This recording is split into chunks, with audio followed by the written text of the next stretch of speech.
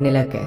क्या अपने प्यार को रियलाइज कर पाएंगे या हम आज की हमारी movie sleeping with other people 2015 की एक रोमांटिक कॉमेडी हॉलीवुड मूवी में देखने वाले हैं। अगर आपका एक्सप्लेनेशन अच्छा लगता है तो प्लीज से लाइक और कमेंट जरूर कर दीजिएगा।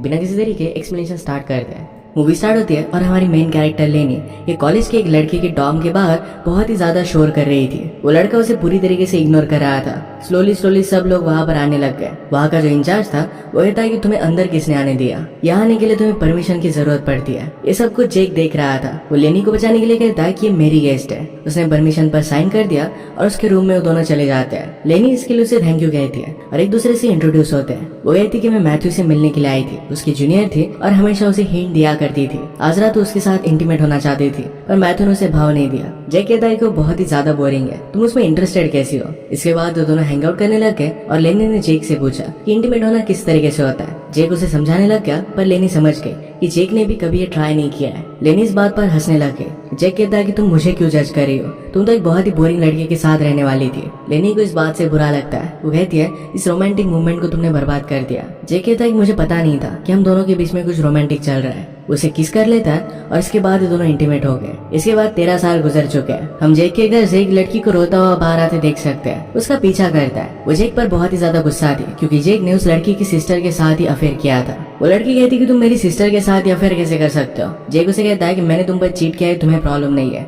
तुम्हारी सिस्टर के साथ क्या ये तुम्हारी प्रॉब्लम है। तुमने मुझसे कहा था कि हमारी रिलेशनशिप उतनी एक्सक्लूसिव है नहीं। उसने फिर कहा कि अगर तुम सीरियस रिलेशनशिप चाहते हो तो फिर वो हम कंटिन्यू कर सकते हैं। वो लड़की फिर उसके पास आ गई और गाड़ी के सामने उसे पुश कर देती है जिससे उसे फ्रैक्चर लगा था। इसके बाद हम लेनी को एक रिलेशनशिप में देखते हैं। उसके बॉयफ्रेंड की बातों पर उसका थोड़ा सा भी ध्यान नहीं था। उसे बताती है कि मेरी थेरेपिस्ट ने मुझसे कहा था कि मैं प्यार की एडिक्टेड हूँ, इस वजह से मुझे सपोर्ट ग्रुप में जाना चाहिए। बॉयफ्रेंड कहता है कि ऐसी कोई भी चीज नहीं होती। लेनी उसे सब कुछ सच सच बता देती है कि उस पर चीट कर रही है। बॉयफ्रेंड को लग रहा था कि शायद उसके ब्रदर के साथ ही उसने उस पर चीट किया होगा। लेनी उसे समझाने की कोशिश कर रही थी पर वो बहुत ही ज्यादा गुस्सा हो जाता है। उसे बहुत ही घटिया चीजें बोलकर वहां से वो चला गया। वो फिर बाथरूम में जाकर मैथ्यू को मैसेज करती है। ये वही मैथ्यू है जिसे वो 13 साल पहले भी प्यार करती थी। इसके बाद वो एडिक्टेड लोगों के ग्रुप में गई थी पर वहाँ मैथ्यू ने उसे मैसेज किया। उसे बोर हो रहा था तो वहाँ से वो निकल जाती है। बाहर उसे जेक मिलता है। एक दूसरे को पहचान जाते हैं। लेनी कहती कि तुम्हें यहाँ पर देखकर मैं सरप्राइज हूँ। जेक कहता है कि मेरी गर्लफ्रेंड को लगता था कि मैं इंटीमेसी से डरता हूँ, इसी वजह से किसी रिलेशनशिप में आ नहीं सकता। उसने मुझे इस सपोर्ट ग्रुप में आने के लिए कहा था। मैंने अटेंड किया फिर भी मुझे छोड़कर चली गई। वो कहता है कि 13 साल तो तुम गायब भी हो गई। वैसे वो मैथ्यू अब डॉक्टर बन चुका है। वो एक दूसरे के बारे में जान रहे थे पर लेनी को मैसेज आ रहा था। लेनी कहती कि मुझे कहीं पर जाना है। जेक उसे कहता है कि मैं फेसबुक पर हूँ, हम दोनों कनेक्ट हो सकते हैं। अगले दिन जेक की एक बहुत इंपॉर्टेंट मीटिंग चल रही थी। उसने एक मीडिया कंपनी बनाई थी और अपने फ्रेंड के साथ इसे अब वो सेल कर रहा था। उसके फ्रेंड को इस डील की बहुत जरूरत थी। 3 साल का कॉन्ट्रैक्ट लेकर जेक सारी कंडीशन मान लेता है। जिस कंपनी की सीईओ ने उसे बाय किया उसी के साथ वो बातें करने लगता है। कहता है कि क्या तुम्हारे साथ में कहीं पर चल सकता हो। वो कहती है कि तुम्हें मुझ में क्यों इंटरेस्ट है, मैं तुम्हें दिख गई, कैसी वजह से तुम मेरे पीछे लग रहे हो। जेक कहता है कि तुम स्मार्ट हो और सक्सेसफुल हो, इसी वजह से मुझे तुम पसंद आई। अब जब वो उसकी बॉस बन चुकी है तो एम्प्लॉय के साथ वो डेट नहीं करती थी। उस लड़की का नाम था पॉला। नेक्स्ट सीन में हम देखते हैं कि लेनी मैथ्यू के पास आई है। लेनी ने अपने बॉयफ्रेंड पर चीट मैथ्यू के साथ ही किया था। 13 सालों से इनकी रिलेशनशिप ऑन ऑफ ही चलती आ रही है। आज भी वो पेशेंट की तरह प्रिटेंड कर यहाँ पर आई हुई थी। लास्ट टाइम वो मैथ्यू के लाइफ से बिना कुछ बताए चली गई थी। वो कहता है कि मैं तुम्हारे लिए बहुत ही वरीड था। लेनी कहती कि अब मैं तुमसे नहीं मिल सकती। मैथ्यू कहता है कि एक अच्छा आइडिया है। वो भी अपनी गर्लफ्रेंड से अब शादी कर रहा था। लेनी ने उसे कहा कि मेरे फोन से तुम्हारा नंबर डिलीट कर दो, ये मैं कर नहीं पाऊंगी। मैथ्यू उसके पास आ जाता है और इसके बाद वो दोनों इंटीमेट हो गए। जो भी हुआ इसके बारे में लेनी अपने फ्रेंड से बात कर रही थी। उसकी फ्रेंड कहती कि मैथ्यू से शादी करने वाली लड़की पागल ही होगी, तुम्हें अब उसे छोड़कर अपनी लाइफ में आगे बढ़ना चाहिए। पर ये लेनी के लिए बहुत ही हार्ड था। वो उसे जेक के बारे में भी बताती है। फ्रेंड ने कहा कि तुम्हें उसके साथ डेट पर जाना चाहिए, अपने ऑप्शंस को एक्सप्लोर करना चाहिए। लेनी फिर वही करती है। जेक एक कंसर्ट पर लेनी को लेकर आता है। वहाँ पर उसका फ्रेंड और फ्रेंड की वाइफ भी है। ये सारे मिलकर बहुत एंजॉय करते हैं। थोड़ी देर में वहाँ से लेनी जाने लग गई। जैक उसके पीछे पीछे जाता है और कहता है कि हुआ क्या। लेनी कहती है कि मुझे लगा था कि हम दोनों डेट पर जाएंगे। मैथ्यू कहता है कि मुझसे गलती हो गई, अब हम यहाँ से हमारी डेट को कंटिन्यू कर सकते हैं। वो एक स्पेशल सी जगह पर डम्पलिंग्स खाने के लिए आए। लेनी ने मैथ्यू और उसके बीच में जो भी हुआ था ये सब कुछ जेक को बता दिया। जेक कहता है कि आखिर उसमें ऐसा है क्या जो तुमने अपने इतने सारे साल उसके पीछे बर्बाद कर दिए। लेनी कहती कि मैं हमेशा से उससे प्यार करती आ रही थी, मुझे हमेशा लगता था कि वो मुझे चूज करेगा, पर फाइनली अब वो शादी कर रहा है। जेक कहता है कि ये सारी गलती मूवीज की है। हमें हमेशा बताया जाता है कि हमें एक आइडियल पार्टनर मिलेगा, इन स्टोरीज की तरह कभी भी होता नहीं है। जैक कहता है कि मैं भी हमेशा किसी को ढूंढता रहता हूँ पर वो कभी भी मुझे मिलती नहीं है। मैं फिर उस लड़की को कमिट नहीं कर पाता। डायरेक्टली ब्रेकअप करना उसे बहुत ही गलत लगता है। इसी वजह से उस पर वो चीट करता है और उसे बता देता है। इससे गुस्से में अच्छी तरीके से ब्रेकअप हो जाता है। इस तरीके से ऑनेस्टली बात कर दोनों को बहुत अच्छा लगा था। वो जब घर जाने लग गए तो जैक कहता है कि मैं तुमसे अट्रैक्टेड होने लग गया हूँ। लेनी कहती कि हम दोनों हमेशा हमारे रिलेशनशिप्स को बर्बाद कर देते हैं। ये अच्छा आइडिया नहीं है। हम दोनों मिलकर एक अच्छा डिसीजन लेते हैं। हम सिर्फ फ्रेंड्स रहेंगे। अगर हमें कोई भी फीलिंग्स आने लगे तो एक दूसरे को इसके बारे में बता देंगे। जैक हमेशा अपनी बॉस पॉला के साथ फ्लर्ट करता था। उसने फूलों के साथ एक कार्ड भेजा जिसमें लिखा था कि अब मैं तुम्हारे साथ फ्लर्ट नहीं करूंगा। जैक और लेनी एक दूसरे से बात करने लग गए। वो एक दूसरे से पूछते हैं कि क्या वो किसी से मिले। दोनों किसी और के साथ डेट पर जाते हैं पर एक दूसरे को मना करते हैं। जैक लेनी को समझाता है कि अगर तुम किसी से प्यार करोगी तो खुद से होना चाहिए। एक दिन लेनी जब बैठी हुई थी तो एक जगह पर मैथ्यू को जॉगिंग करता देखती है। उससे वो बात करने वाली थी पर मैथ्यू का उस पर ध्यान नहीं था। वो भागने लग गया तो लेनी ने उसे पीछा करने की बहुत कोशिश की पर वो कर नहीं पाती। वो इस बात से बहुत ही ज्यादा अपसेट हो गई थी तो जैक को बुला लेती है। वो कहती कि शायद मैथ्यू को हम दोनों के ब्रेकअप के बाद कोई फर्क नहीं पड़ा था।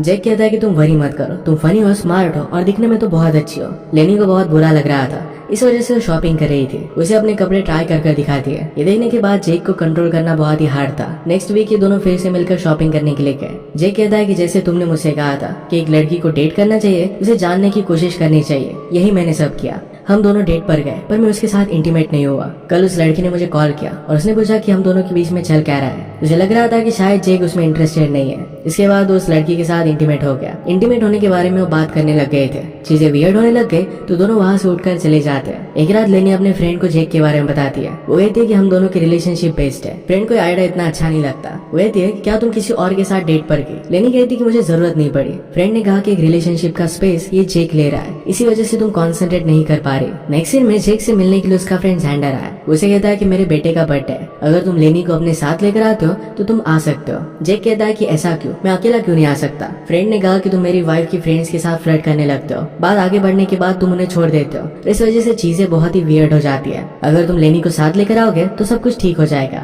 नेक्स्ट वीक जब जैक और लेनी दोनों हैंगआउट कर रहे थे तो अचानक से लेनी को मैथ्यू का कॉल आया। इसे वो पिकअप नहीं करती पर बहुत ही ज्यादा डिस्टर्ब हो चुकी थी। जैक उसे सहारा देता है और फिर वो घर जाकर मूवीज देखते हैं। लेनी कहती है कि हम दोनों कपल्स नहीं है पर फिर भी बहुत सारी चीजें हम कपल की तरह ही करते हैं। जैक कहता है कि जब भी मैं रिलेशनशिप में होता हूँ तो हमेशा उस पर्सन को खोने का डर मुझ में रहता है। हम दोनों जब अब फ्रेंडशिप में तो तुम्हें खोने से मैं बहुत ही ज्यादा डरता हूँ। इतना वो अपनी लाइफ में कभी भी नहीं डरा था। लेनी आजकल एक स्कूल टीचर थी पर उसने फिर से डॉक्टर बनने के लिए अप्लाई किया था। वो अपनी डिग्री लेने के लिए किसी और सिटी में जाने वाली थी। जैक कहता है कि इस बात से मुझे बहुत बुरा लगता है। ये सब बहुत ही कॉम्प्लिकेटेड था और उसे पता नहीं था कि उसे करना क्या चाहिए। लेनी उसे फिर बाहर घूमने के लिए लेकर गई। जैक पूछता है कि क्या तुम मेरे फ्रेंड के बेटे की बर्थडे पार्टी पर आओगी और लेनी इसके लिए हाँ कहती है। वो दोनों वहाँ पर स्टोन होकर आए थे।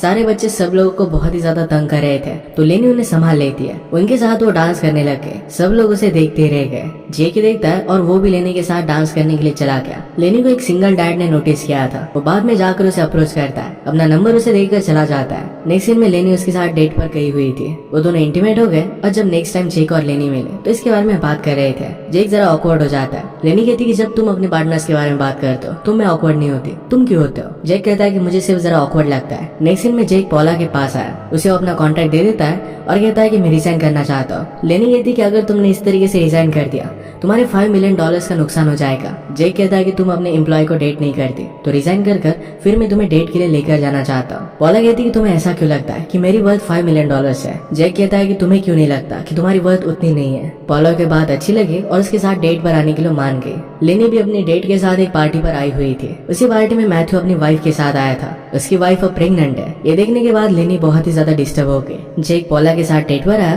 तो पॉला कहती कि तुम्हारी रेपुटेशन बहुत ही खराब है। ऑफिस की हर एक लड़की को तुम्हारे बारे में पता है। वो पूछती कि तुम्हारे साथ ऐसा हुआ क्या था कि हर एक लड़की के पीछे तुम लगे रहते हो। जैक कहता है कि मैं प्यार की तलाश कर रहा था पर कभी भी वो प्यार मुझे मिला ही नहीं। फाइनली मैंने गिव अप कर लिया और डेटिंग को एंजॉय कर रहा है। पॉला कहती कि जिससे मुझे प्यार हुआ था उसी से मैंने शादी की थी। उसे भी जब धोखा मिला था तो उसका भी रिलेशनशिप से भरोसा उठ गया था। लेनी डिस्टर्ब होकर जैक को कॉल कर दिया पर जैक ने इसे कट कर दिया। वॉशरूम में मैथ्यू की लाइफ लेनी से मिली। वो कहते कि इस तरीके से मैथ्यू के पेशेंट से मिलना बहुत ही वियर्ड होता है। वो वहाँ से जाने लग गई थी तो मैथ्यू कहता है कि मैं तुम्हें छोड़ देता हूँ। वो पूछता है कि तुमने मेरा नंबर क्यों ब्लॉक कर दिया। लेनी कहती कि मैं तुम्हारी तरह घटिया पर्सन नहीं हूँ। जेक और पॉला के बीच में बातें आगे बढ़ती है। वो दोनों इंटीमेट हो रहे थे, पर जेक ने लेनी का नाम ले लिया। पॉला पूछती कि लेनी कौन है। जेक कहता है कि एक बहुत ही लॉन्ग स्टोरी है। वो घर पर आया तो लेनी उसका वेट कर रही थी। सब कुछ सुनकर उसे सपोर्ट देता है। लेनी ने जेक को उसकी डेट के बारे में पूछा। जेक कहता है कि वो बहुत ही अच्छी गई थी। उससे पूछती है कि क्या हम दोनों एक दूसरे से प्यार करते हैं। लेनी ने पूछा कि अब हम इस बात का क्या करेंगे। जेक कहता है कि बिना किसी कंडीशन के मैं तुमसे प्यार करता हूँ, इसके बदले में मुझे कुछ चाहिए नहीं। लेनी कहती कि मैं भी उतना ही तुमसे प्यार करती हूँ। लेनी को अपने कॉलेज के लिए अलग सिटी में जाना था तो रेडी हो जाती है। जेक कहता है कि सब कुछ छोड़ छाड़ कर भाग जाने का हमारा लास्ट चांस है। लेनी कहती है कि कमिटेड आदमी के साथ अब मैं रिलेशनशिप नहीं रखती। इसका मतलब है जेक और पॉला की रिलेशनशिप अच्छी चल रही है। जेक कहता है कि मैं भी अब किसी पर भी चीट नहीं करता।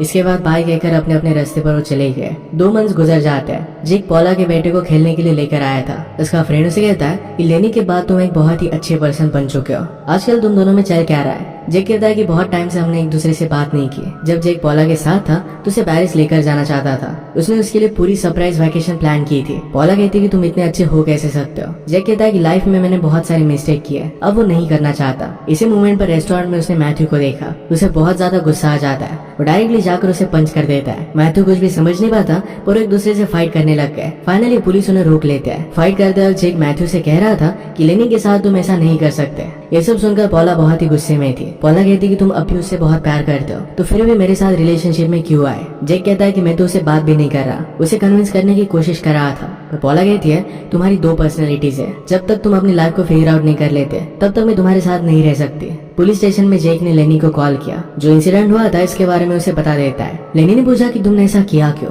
जेक कहता है कि मैं तुम्हें हमेशा बहुत ही ज्यादा मिस करता रहता हूँ। मिस करता हुए कहना गलत होगा क्योंकि मुझे लगता है तुम कभी भी मेरे पास से गई ही नहीं हो। हम दोनों को लगता है कि एक दूसरे के साथ रिलेशनशिप में हम दोनों सही नहीं रहेंगे, पर एक दूसरे को अगर हम चांस ही नहीं देते तो बहुत ही बुरा हो जाएगा। अगर मैं फेल भी हो गया तो फिर भी तुम्हारे साथ ही फेल होना चाहता हूँ। लेनी ये सुनकर बहुत इमोशनल हो गई थी। उसे कहती कि प्लीज बात करते रहो। जेक चिल्लाकर उसे आई लव यू कहता है। लेनी ने भी उसे आई लव यू कहा। इनकी आवाज सुनकर फिर मैथ्यू को पता चला कि एक्चुअल में यहाँ हुआ क्या था। उस पर एक बहुत बड़ी केस कर देता है। बार बार जेक को कोर्ट में बुलाया जाता है पर वहाँ पर मैथ्यू नहीं आता। एक दिन लेनी मैथ्यू के पास चली गई। वो कहती कि जेक पर तुमने जो भी चार्जेस लगाए थे ये विथड्रॉ कर लो। मैथ्यू कहता है कि अगर मैंने ऐसा नहीं किया तो फिर तुम क्या करोगी, क्या मेरी वाइफ को जाकर सब कुछ बता दोगी। लेनी कहती कि तुमने मेरे साथ बहुत सारी चीजें शेयर की थी, तुम मेरे बारे में जो फील करते हो शायद वही चीजें तुमने अपनी वाइफ को भी भूली होगी। अगर मैं उसे सब कुछ जाकर बता दूंगी तो उसे बहुत ही ज्यादा हर्ट होगा। ये बात मैथ्यू समझ गया और चार्जेस ड्रॉप करने वाला था। वो बाहर निकलती है और जेक उसका वेट कर रहा था। वो दोनों रेडी होकर शादी करने के लिए जा रहे थे।